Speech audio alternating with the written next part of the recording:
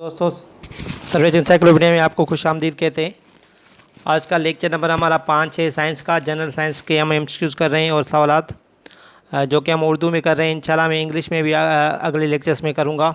10 lectures के बाद हम जीके का पोर्शन आगे बढ़ाएंगे और जो साइंस का पोर्शन है वो बहुत इंपॉर्टेंट है। उर्दू में मैं इसलिए डिस्कस कर रहा हूँ कि कुछ टेस्ट होते हैं जिसमें उर्दू में टेस्ट आते हैं, इसलिए उर्दू में हम कवर कर रहे हैं। तो 20 सवाल जो मैं आपको देता हूँ वो आप याद करते जाएं और इसी टाइप के सवाल और भी आप पढ़ सकते हैं। तो मैं आपको सजेस्ट करूँगा कि बुक जो क्लास होती है 4 की, उससे लेकर 8 क्लास तक, क्लास 8 तक आप साइंस पढ़ सकते हैं और आपकी बेसिक वहाँ से कवर हो जाएंगी। ठीक है, तो आज के लेक्चर में मैं 20 सवाल डिस्कस करूँगा, वो आप देखें और आखिर में जो एमसीक्यू दिया है वो आप ज़रूर मुझे कमेंट करके आंसर बताएं। तो आइए चलते हैं लेक्चर की तरफ। तो आज का पहला सवाल है, ज़मीन का कुदरती सेटेलाइट कौन सा है, जिसको हम नेचुरल सेटेलाइट कहते हैं इंग्लिश में। तो वो कौन सा है ज़मीन का? आंसर देखें, चाँद।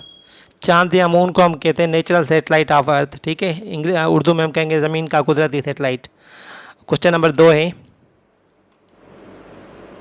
इंसानी जिस्म में ब्लड बैंक किसको कहा जाता है? ठीक है, इंसानी जिस्म में ब्लड बैंक किसको कहा जाता है? आंसर देखें,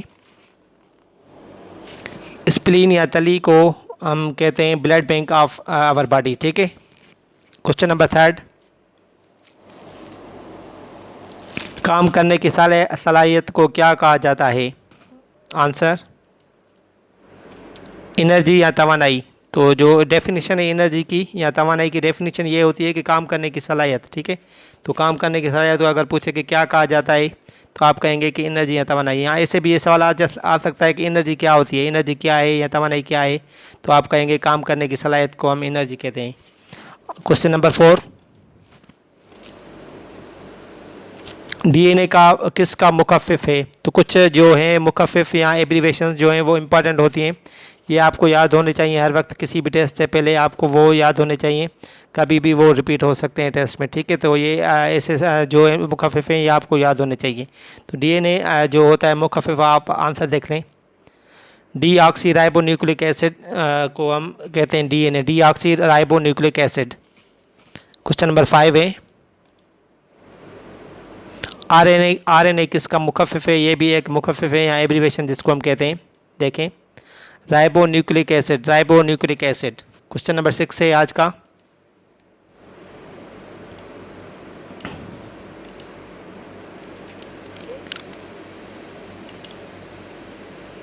एक मेल में 1.5 किलोमीटर होते हैं। जो एक मेल में कितने होते हैं मीटर? माइल जिसको हम इंग्लिश में कहते हैं। तो आंसर आप इसका देख लें, 1.6 किलोमीटर होते हैं एक 1 माइल में। ठीक है, 1.6 किलोमीटर्स। क्वेश्चन नंबर 7 है, एक टन में कितने किलोग्राम होते हैं? किलोग्राम होते हैं एक टन में। तो मैंने पिछले लेक्चर में आपको बताया था कि क्विंटल में होते हैं 100 किलोग्राम और एक टन में होते हैं 1000 किलोग्राम। ठीक है, आंसर आप नोट कर लें, 1000 किलोग्राम एक टन में होते हैं।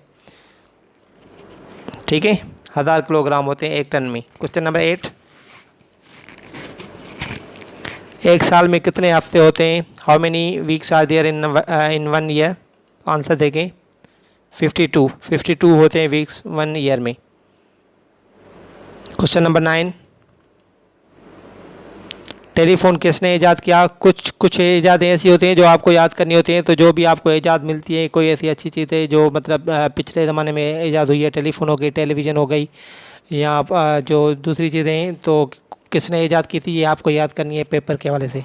तो जो मैं कुछ चीज़ें आप डिस्कस करूँगा उसके अलावा जो आपको है वो खुद पढ़ना है और आपको याद करनी है चीज़ें। तो आंसर इसका देख लें, वो है ग्राम बेल ने टेलीफोन ईजाद किया था। क्वेश्चन नंबर 10, कौन सी गैस सूरज के शुआओं को ज़मीन पर पहुंचने से रोकती है? ये बहुत अहम सवाल है, आंसर देख लें। तो जो ओजोन गैस होती है, ओजोन लेयर जो होती है, वो जो ज़मीन के शुआ होते हैं डायरेक्ट आते हैं, जो सूरज के शुआ होते हैं डायरेक्ट ज़मीन पर नहीं पहुंच पाते, क्योंकि तो उनको ओजोन गैस वो प्रोटेक्ट करती है। ठीक है, एटमॉस्फेयर से। तो आंसर है ozone gas. Question number 11, photosynthesis का अमल कहाँ होता है? तो मतलब पूछा है कि प्लांट्स में होता है लेकिन कहाँ पे होता है? तो आंसर देख लें, पत्तों में क्लोरोप्लास्ट में होता है फोटोसिंथेसिस। ये हम अलग से भी टॉपिक्स डिस्कस करेंगे, लेकिन अभी हमारे पास ज़्यादा टाइम नहीं है, तो इसलिए मैं क्वेश्चन शॉर्ट क्वेश्चन के थ्रू आपको क्वेश्चन क्लियर करा रहा हूँ। अलग से टॉपिक्स हैं ये, मतलब 15 या 20 मिनट का अलग से एक लेक्चर बनेगा, वो मैं इंशाल्लाह मई या जून में इंशाल्लाह साइंस का कोर्स शुरू करा दूँगा। क्वेश्चन नंबर 12 है, पाकिस्तान में सबसे लंबा तरीन दिन कौन सा होता है? सबसे मतलब जो दिन होता है ज़्यादा घंटे वाला या मिनट वाला कौन सा होता है?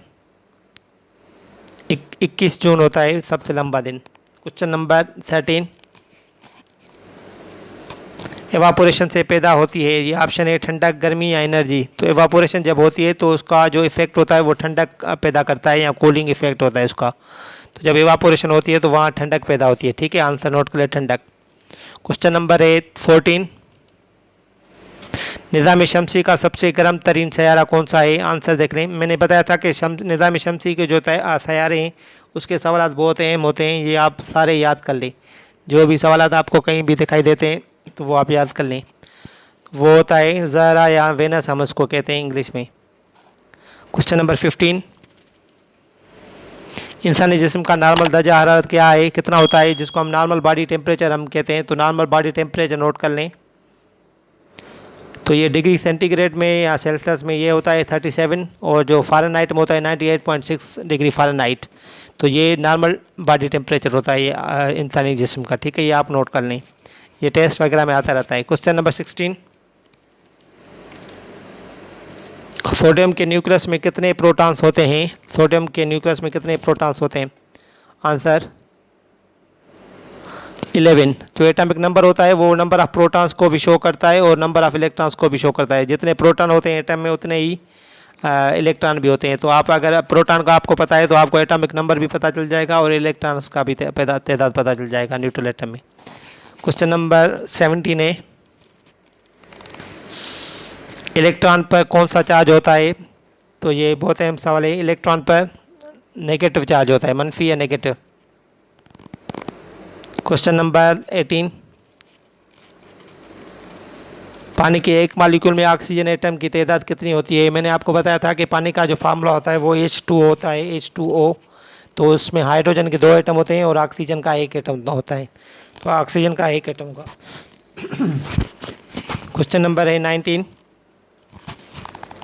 पानी के एक मॉलिक्यूल में हाइड्रोजन एटम्स की तादाद कितनी होती है? तो आपको बता दिया है पहले ही कि हाइड्रोजन के 2 एटम होते हैं। ठीक है, और ऑक्सीजन का 1 एटम होता है। ऐसे जो कोई मॉलिक्यूलर फार्मूलाज होते हैं वो आपको याद होने चाहिए, जो बेसिक चीज़ें होती हैं वो टेस्ट में आती रहती हैं। ये क्लास 4 से क्लास 8 तक आपको साइंस में चीज़ें मिल जाएंगी। अगर आपके पास टाइम है तो आप ऐसा करें कि क्लास 4 से लेकर क्लास 8 तक अगर आपके पास किसी भी बोर्ड के बुक्स हैं, साइंस अगर आप कवर करना चाहते हैं तो वहाँ से आपकी कवर हो जाएगी, और मैथ भी अगर आप कवर करना चाहते हैं तो क्लास 4 से लेकर क्लास 8 तक आप वो बुक्स लें और आप सेल्फ स्टडी करके वो आप प्रैक्टिस करके अच्छी सी आप बेसिक स्ट्रांग कर सकते हैं अपनी। क्वेश्चन नंबर 20 है, अमोनिया का फार्मूला क्या है? ठीक है, अमोनिया का फार्मूला है NH3।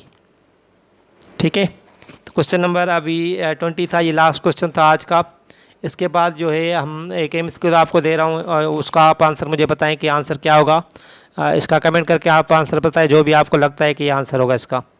ओजोन का फार्मूला पूछ रहा है इस MCQ में, ऑप्शंस देख लें, O2, O4, O3 या O5। आपको ऑप्शन कौन सा सही लगता है वो आप ऑप्शन मुझे बताएं कमेंट करके इसका आंसर। और इसके बाद अगला लेक्चर भी मैं इंशाल्लाह 20 MCQ का बनाऊंगा, और हम मॉक टेस्ट भी ले रहे हैं, वो भी इंशाल्लाह व्हाट्सएप ग्रुप्स में मैंने अनाउंस कर दिए। तो आपको अगर पेड ग्रुप्स में कोई भी अगर शामिल होना चाहता है तो वो फ़ीस पे करके पेड ग्रुप में शामिल हो सकता है। वहाँ पे हम मॉक टेस्ट भी लेते रहते हैं और नोट्स वगैरह भी शेयर करते रहते हैं डेली बेसिस पे। तो आप अपना ख्याल रखिएगा। अगर आपने मेरे चैनल सर्वेज एनसाइक्लोपीडिया को सब्सक्राइब नहीं किया तो सब्सक्राइब कर लें। वहाँ पे